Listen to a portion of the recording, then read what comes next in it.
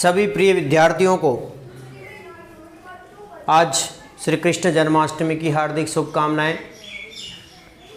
आप सभी के एग्ज़ाम बहुत अच्छे हो ऐसी मंगल कामना करते हैं भगवान श्री कृष्ण से,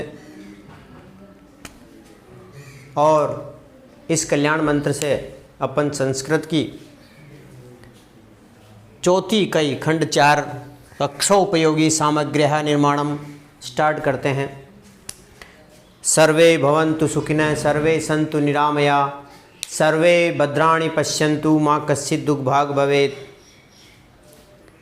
सभी का कल्याण हो, सभी का मंगल हो, इसी प्रार्थना के साथ आज डीएलएड सेकेंड ईयर का 7वां प्रश्न पत्र संस्कृत शिक्षणम इकाई 4 कक्षोपयोगी सामग्र्यः निर्माणम की शुरुआत करते हैं। आप सब की भारी मांग थी, आप सबकी मनोकामना थी कि सर ये संस्कृत बहुत कठिन लग रही है, इसके सबसे पहले वीडियो बनाए जाएं। क्योंकि ये 7वां पेपर अभी काफ़ी दूर है, लेकिन आप सबके कमेंट को देखकर मुझे लगा कि मेरे प्यारे विद्यार्थियों के लिए सबसे पहले मैं संस्कृत के वीडियो, संस्कृत की क्लास स्टार्ट करूं, ताकि आप सब लोग उसको जल्दी से याद कर सको और समय समय पर उसको दोहरा सको, ताकि आपको संस्कृत भाषा में, संस्कृत विषय में कोई तकलीफ़ नहीं आए। तो आप अपनी नोटबुक खोल लीजिएगा। अपन स्टार्ट करते हैं खंड 4 इकाई 4 प्रश्न संख्या 1। संस्कृत संभाषणस्य गतिविधय वर्णयत। संस्कृत संभाषण की गतिविधि का वर्णन कीजिए। संस्कृत में संभाषण क्या होती है, किस प्रकार से संभाषण के फायदे हैं, उसका वर्णन कीजिए। तो देखिए, संभाषण संप्रेषणस्य एकम प्रमुखम अंगम अस्ति। संभाषण संप्रेषण का एक प्रमुख अंग है। संभाषण क्या है? संप्रेषण का ही एक अंग है। विद्यार्थिनां मानसिकः संवेगात्मकः च विकासः संभाषणेन एव भवति। विद्यार्थियों के मानसिक और संवेगात्मक विकास संभाषण से ही होता है। यानी किसी बालक का यदि मानसिक और संवेगात्मक विकास का पता लगाना है तो उस बालक को देखना है कि उसमें संभाषण कला है कि नहीं है, बालक का कम्युनिकेशन कैसा है। संभाषणे दक्षः विद्यार्थी लेखने अपि निपुणतां प्राप्नोति। संभाषण में जो दक्ष है, संभाषणे दक्ष है विद्यार्थी लेखने, संभाषण में दक्ष विद्यार्थी लेखन में भी निपुणता रखते हैं। बालक क्या करते हैं? लेखन में भी निपुणता रखते हैं। यानी कि जो बालक संभाषण में निपुण है वो बालक लेखन में भी निपुण होगा, क्योंकि उस बालक में जिस प्रकार से वो बोल रहा है, कम्युनिकेशन कर रहा है, उससे उस बालक की मानसिक और संवेगात्मक विकास का पता लग रहा है। प्रश्न संख्या 2। दृश्य श्रव्य साधनानि संप्रेत्य वर्णयत। दृश्य श्रव्य साधनों के संप्रेत्य का वर्णन कीजिए। वैसे अपन पढ़ चुके हैं दृश्य श्रव्य सामग्रियाँ कौन कौन सी है, और इंग्लिश में अपन पढ़ चुके हैं कि ऑडियो वीडियो जो अपने जो सामग्रियां हैं उन सब के बारे में अपन पढ़ चुके हैं। तो देखिए, पहला आता है दृश्य साधनानि। दृश्य साधनानि एतानि तानि प्रसाधनानि यानि विलोक्य छात्रः शीघ्रेण शिक्षणे साहाय्यं प्राप्नोति। दृश्य साधन, एक तो होता है श्रव्य साधन, एक होता है दृश्य साधन, और एक होता है दृश्य श्रव्य साधन। यानी ऐसी सामग्री जिसको हम देख करके पढ़ सकते हैं।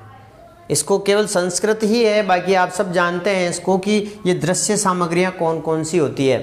तो दृश्य सामग्री जो होती है जिसको बालक देखकर, जैसे मैं इस क्लास में आपको बोर्ड पे पढ़ा रहा हूँ तो आपको देख के उस बालक को सीखना है, वो होता है दृश्य सामग्री। तो एतानि तानि प्रसाधनानि, इस प्रकार के जो प्रसाधन है उसमें विलोक्य छात्र है। बालक क्या करता है? विलोक्य का मतलब देख करके छात्र शीघ्रेण शिक्षणे सहायं प्राप्नोति। छात्र शीघ्र शिक्षण में सहायता प्राप्त करता है। बालक को जल्दी सीखने में दृश्य सामग्रियों का महत्वपूर्ण योगदान है। जैसे यथा का मतलब जैसे श्याम पट्टकम, श्याम पट्ट यानी कि ब्लैक बोर्ड, मानचित्र प्रतिकृति जैसे मॉडल वगैरह जो होता है वो, भित्ति चित्र, पाठ्य पुस्तकानि, पत्र पत्रिका, प्रक्षेपण यंत्रम जो OHP जो ओवरहेड जो प्रोजेक्टर है, ये सब दृश्य साधन है जिसमें बालक देख करके अपने जो कौशल है पढ़ने के कौशल को वो शीघ्र बढ़ा सकता है और अच्छा उसको ग्रोथ कर सकता है। आगे देखिए दृश्य श्रव्य साधनानि, श्रव्य का मतलब सुनना, ऐसे साधन जो सुन करके हमारे काम आए।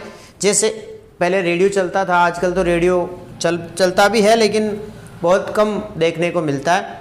तो ये श्रव्य साधन है। एतानि साधनानि पाठ्यपुस्तकस्य अवबोधने शुद्धोच्चारणे आदर्शवाचने च उपदेयानि भवन्ति ही यथा आकाशवाणी ग्रामोफोन ध्वनि अंगम यंत्रम।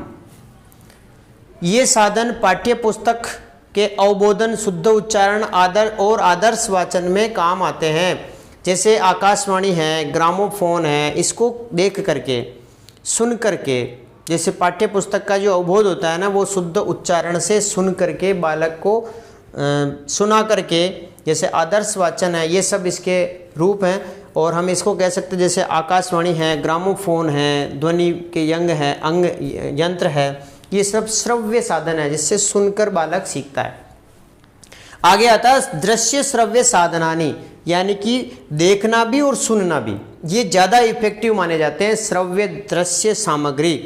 जैसे मैं भी दिख रहा हूँ पढ़ाने वाला, और मेरा ब्लैक बोर्ड दिख रहा है, व्हाइट बोर्ड दिख रहा है, मैंने क्या लिखा वो दिख रहा है, और मेरी आवाज़ आप तक पहुँच रही है, यानी कि आप देख भी रहे हैं, आप सुन भी रहे हैं। तो ये कौन सी शिक्षण सामग्री में आएगा?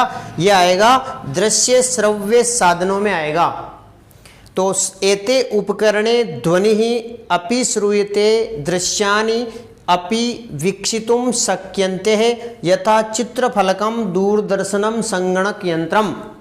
ये जो उपकरण है ध्वनि के साथ साथ, एते उपकरणे, ये जो उपकरण है कौन से? दृश्य श्रव्य साधन के जो उपकरण हैं, ये ध्वनि अपि श्रूयते, इसमें ध्वनि के साथ साथ दृश्यानि अपि वीक्षितुं शक्यन्ते, दृश्य भी दिखाई देता है, जो कुछ लिखा है उस बालक को दिखाई भी देता है। जैसे चित्रफलकम, जैसे अपन टीवी पर जो चलचित्र वगैरह देखते हैं वो हैं दूरदर्शन। संगणक यंत्रम, संगणक यंत्रम का मतलब कंप्यूटर पे जो कुछ देखते हैं वो संगणक यंत्र होता है। तो ये दो प्रश्न आपके इम्पोर्टेंट हैं, समझ में आ गए होंगे, आप इनको अच्छी तरीके से याद कर लेना। अब पढ़ते हैं क्वेश्चन नंबर 3। पाठ योजनाय महत्वपूर्णानि तत्वानि कतमानि सन्ति ही। पाठ योजना के लिए महत्वपूर्ण तत्व कौन कौन से होते हैं? पाठ योजना जो बनाई जाती है उसका तत्व कौन कौन से होते हैं वो देख लीजिएगा। नंबर 1, पाठ योजनार्थम निम्नानि तत्वानि सन्ति। नंबर 1, विषय वस्तु जिसको अपन पढ़ाने जा रहे हैं पाठ योजना में उसका होना जरूरी है। शिक्षकोद्देश्यानि व्यवहारिक रूपेण लेखनस्य शिक्षके क्षमता भवेते। शिक्षकों के माइंड में एक उद्देश्य होना चाहिए और व्यवहारिक रूप होना चाहिए लेखन के लिए। तीसरा, शिक्षण विधि होनी चाहिए, कौन सी विधि में पाठ योजना बनाई जा रही है, कौन सी विधि से पाठ को पढ़ाया जाएगा, ये भी जरूरी तत्व है। चौथा है शिक्षण की क्रिया, शिक्षण की क्रिया भी प्रभावी होनी चाहिए। पांचवा है परीक्षणस्य स्थिति है मूल्यांकन व प्रश्न निर्माणस्य कौशलम अपि शिक्षणे शिक्षके भवेत्। परीक्षण और मूल्यांकन, प्रश्न के निर्माण का कौशल भी शिक्षक में होना चाहिए। पाठ योजना स्वरूपस्य व्यवहारिकम ज्ञानम अपि शिक्षके भवेत्। पाठ योजना का जो स्वरूप है वो व्यवहारिक ज्ञान पर निर्भर होना चाहिए शिक्षक को, कि बालक को सब चीज़ समझ में आ सके। क्वेश्चन नंबर 4, चौथा प्रश्न देखिए, गद्य पाठ शिक्षणस्य सोपानेषु स्पष्टीकरणम कुरुताम। गद्य पाठ शिक्षण के सोपान का स्पष्टीकरण कीजिए। गद्य शिक्षण एक तो होता है गद्य पाठ और एक होता है पद्य पाठ योजना। तो गद्य पाठ योजना किस प्रकार कौन कौन से सोपानों में बनाई जाती है, कौन से उसके स्टेप्स होते हैं वो देखिए। पहला परिचयात्मक ज्ञानम, पहले परिचय दीजिए ज्ञान का, फिर उद्देश्य तथा व्यवहारगत परिवर्तनम, फिर उद्देश्य और व्यवहारगत परिवर्तन को बताइए। फिर तीसरे में सहायक सामग्री वाली होगा। चौथा पूर्व ज्ञानम का टॉपिक होगा कि बालक को इस चीज़ का पूर्व ज्ञान है। फिर होगा प्रस्तावना प्रश्न पूछे जाएंगे। प्रस्तावना प्रश्न पुराने नॉलेज से और जो आगे वाला जो जिस लेसन को जिस यूनिट को अपन पढ़ाने जा रहे हैं उसकी प्रस्तावना प्रश्न पूछे जाएंगे ताकि बालक उस पर सीधा टॉपिक पर आ सके। फिर उद्देश्य कथनम पाठ्याभिसूचनम कि उद्देश्य कथन और पाठ्य के हम इस आज ये पाठ पढ़ने जा रहे हैं। फिर आता है सातवां प्रस्तुतिकरणम, फिर प्रस्तुतिकरण करेगा टीचर के द्वारा। फिर बौद्ध प्रश्न पूछेगा, है ना, प्रस्तुतिकरण में वो आदर्श वाचन और वो सब इसमें सम्मिलित हैं। बौद्ध प्रश्न पूछेगा, फिर काठिन्य निवारण करेगा, कोई भी मीनिंग वगैरह नहीं आ रहा है तो उसका काठिन्य का निवारण होगा। फिर विचार विश्लेषणात्मक प्रश्न होंगे, फिर सार कथन होगा, फिर मूल्यांकन प्रश्न होगा, मूल्यांकन के प्रश्न पूछे जाएंगे और फिर गृह कार्य दिया जाएगा। ये 13 ही गद्य पाठ शिक्षणस्य सोपान हैं। इनको आप बड़ी अच्छी तरीके से, ये क्रम वाइज हैं, इनको आपको क्रम से ही लिखना है। तो क्रम से ही लिखना है और क्रम में ही ये क्रमबद्ध है कि भाई परिचय के बाद उद्देश्य के बाद सहायक सामग्री के बाद पूर्व ज्ञान के बाद प्रस्तावना के बाद उद्देश्य कथन के बाद प्रस्तुतिकरण, उसके बाद बौद्ध प्रश्न, फिर काठिन्य निवारण, फिर विचार विश्लेषणात्मक प्रश्न, फिर सार कथन और फिर मूल्यांकन प्रश्न और फिर गृह कार्य दे दिया जाता है। ये पूरा पाठ योजना हो गई है गद्य की। इसी पॉइंट पर आपकी पाठ योजना का निर्माण होता है, लेसन प्लान बनता है। ये 4 प्रश्न मैंने इस यूनिट में अभी बताए हैं। ये इम्पोर्टेंट प्रश्न हैं, मिलते हैं दूसरे पार्ट में। चूँकि आप सब लोगों का बार बार ये कहना है कि सर वीडियो जल्दी लाओ। एक 15 मिनट के वीडियो में मैं आपको बता दूं कम से कम 4 घंटे लगते हैं उसको बनाने से लगाकर अपलोडिंग में, सब में 4 घंटे का वक्त एक 15 मिनट के वीडियो के लिए चाहिए। तो और उससे पहले 2-3 घंटे मुझे पढ़ना पड़ता है, पूरा सार देखना पड़ता है, कौन सा प्रश्न इंपॉर्टेंट आप लोगों के लिए हो सकता है। एक चीज़ का बारीकी से अध्ययन होता है। इसमें क्या होता है, जैसे एक विषयाध्यापक केवल एक विषय को पढ़ा सकता है, लेकिन मैं कोशिश ये कर रहा हूँ कि मैं आपका संपूर्ण कोर्स पढ़ाने की कोशिश करूँ ताकि आपको मेरे से फ़ायदा मिल सके। हो सकता है किसी भाषा में या किसी उच्चारण में या किसी मीनिंग बताने में हो सकता है मेरे से कोई त्रुटि रह जाए, तो आप उसको इग्नोर कर देना, क्योंकि मेरा उद्देश्य केवल और केवल आप लोगों की मदद करना है, आप लोगों तक वो संदेश पहुंचाना है, आप लोगों तक वो चीज़ पहुंचानी है जो मैं चाहता हूं कि आपका ये मेरा वीडियो आपके लिए कुछ मदद कर सके। मैं चाहता हूं कि मेरे जो पढ़ाए हुए कुछ सामग्री है वो आपके काम आ सके। आप इनको तो पढ़ोगे ही पढ़ोगे, इसके साथ साथ आप अपनी सहायक पुस्तकें भी पढ़ें ताकि आपको ऐसा नहीं रहे कि सर ये प्रश्न इसमें तो ऐसा है उसमें ऐसा, आप कंपैरिजन करके ये मैं जो पढ़ा रहा हूँ इसको आप थोड़ा सा देख इसलिए लेवें क्योंकि ये मेरी जानकारी में ये महत्वपूर्ण प्रश्न होते हैं। और चूँकि मैं ज़्यादा से ज़्यादा ये मेहनत कर रहा हूँ कि आप लोगों के लिए ये वीडियो ज़्यादा कारगर हो, ये प्रश्न ज़्यादा कारगर हो। अब इसके क्या है कि अपन ने 1-2 इसके पार्ट करने पड़ेंगे क्योंकि ये लंबा पड़ता है। दूसरी बात, बहुत सी टेक्निकल प्रॉब्लम भी आती रहती है, तो ऐसे में अपन ये पार्ट ए है। आपको यदि हमारा पढ़ाना अच्छा लग रहा हो तो ज़रूर आप लाइक कीजिएगा और अपने मित्रों तक शेयर कीजिए ताकि उनको भी बेनिफिट हो सके। और आप सबका बहुत बहुत धन्यवाद। Thank you very much.